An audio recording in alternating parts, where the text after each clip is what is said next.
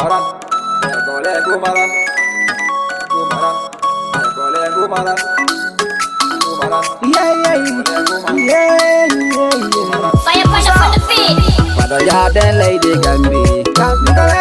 tiadu ganggal yani kodo gabe. Musaba Gambi sare debo, tiadu ganggal yani kodo gabe. Alaji Gambi sare debo, tiadu ganggal yani kodo gabe. Pada jaden lady Gambi, musaba Gambi sare debo. Kori kidam don yani kodo gabe. Lady Gambia wari kodo bede di nama benjala nama Musa balam don yoni kodo garo Musa ba kolam kujema mi wana mani mojela nyo ko jageli mela nyol menhe kala tam do gonga welta jam kala naudo be ko chachapi dawa di jaguri chunela Musa ba kolam kujema mi wana mani mojela nyo pada jaden lady Gambi tiadu ganggal yani kodo gabe Musa ba Gambi sare debo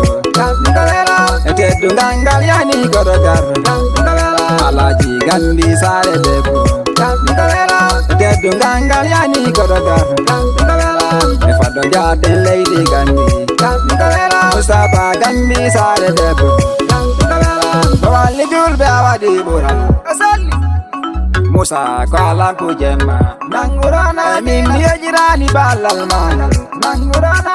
ya jibembe nangi sobe nangurana ya ikonyo be mabe awa malo kayo musal alaji pabulo nyajan hore ya kumbaba kay salanjay nyajan hore ma alaji ni gorkawana Musa kwa ngari jema dadi biari Tiano wala tagorende dadi biari Pada jaden lady Gambi tiadu ganggal yani kodo gabe Musa ba Gambi sare debo tiadu ganggal yani kodo gabe Alaji Gambi sare debo tiadu ganggal yani kodo gabe Pada jaden lady Gambi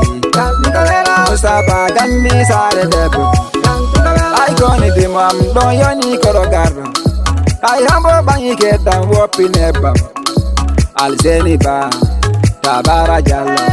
Ismaila ba Maimuna ba Gambi kabela ajira mahajena iduba Gambi kabela ba Idi kaisa iduba Gambi kabela Umaru ba Hamari ba Gambi kabela Sorry bale ay Gambi kabela Gambi kabela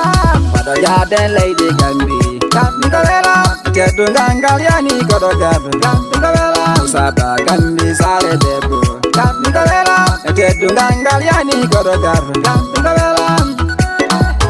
Gumaran ya gole gumaran gumaran ya gole gumaran